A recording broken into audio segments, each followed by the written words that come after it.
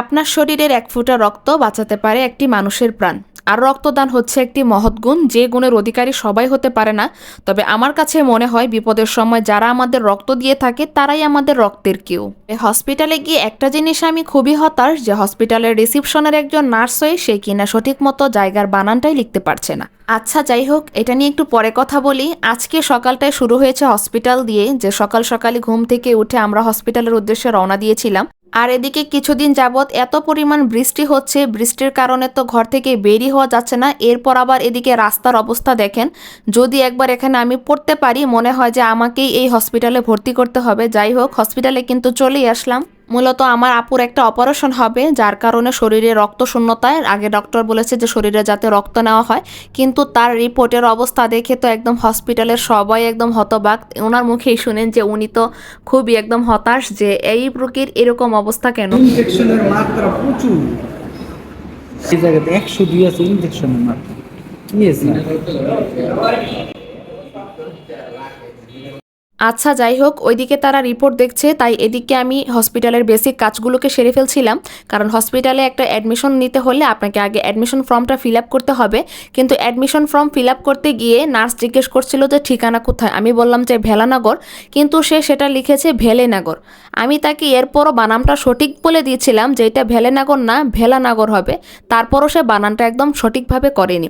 এতে আমি খুবই হতাশ যে হসপিটালের একজন নার্সের যদি এরকম অবস্থা হয়ে থাকে। আচ্ছা, যাই হোক, আমাদের যেহেতু 2 ব্যাগ রক্তের দরকার, যে জন্য আমাদের এখানে 2জন ডোনার এসেছে। আর এই 2 ভাইয়ার রক্ত এখানে স্যাম্পল নেওয়া হচ্ছে পরীক্ষা করার জন্য। আর এটা কিন্তু খুবই গুরুত্বপূর্ণ একটা বিষয়, কারণ যারা আমাদের রক্তদান করে থাকে তাদের শরীরে যদি কোনো প্রকার বড় ধরনের রোগ অথবা এইডসে তারা আক্রান্ত থাকে, সেই এইডস রোগে কিন্তু আপনিও রক্ত নেওয়ার মাধ্যমে আক্রান্ত হতে পারেন।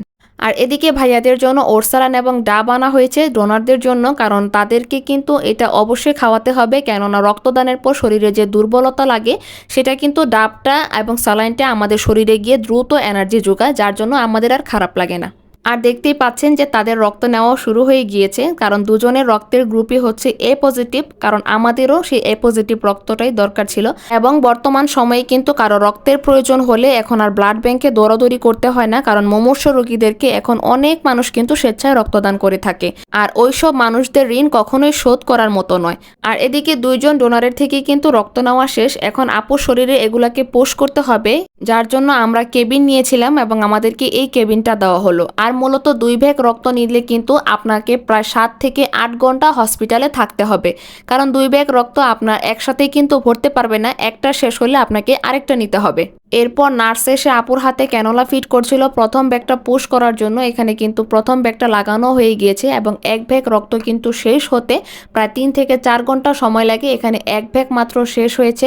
আর যদি শরীরে প্রেশার নর্মাল থাকে তাহলে কিন্তু আপনি একদিনে 2-3 ব্যাগ রক্ত নিতে পারবেন, এটা কোনো ব্যাপার না।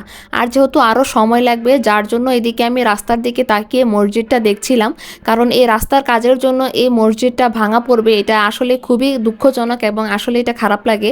এটা হচ্ছে নরসিংদীর ভেলানগরের ঢাকা টু সিলেট হাইওয়ের রাস্তা, যেখানে ফ্লাইওভারের জন্য রাস্তা নির্মাণের কাজ চলছে। আর গাইস, আজকের জন্য ভিডিওটি এখানেই শেষ করছি। যদি ভিডিওটি ভালো লাগে অবশ্যই একটি লাইক, কমেন্ট এবং শেয়ার করে দিবেন, এবং মানুষ হয়ে সর্বদা মানুষের পাশে থাকবেন। আল্লাহ হাফিজ।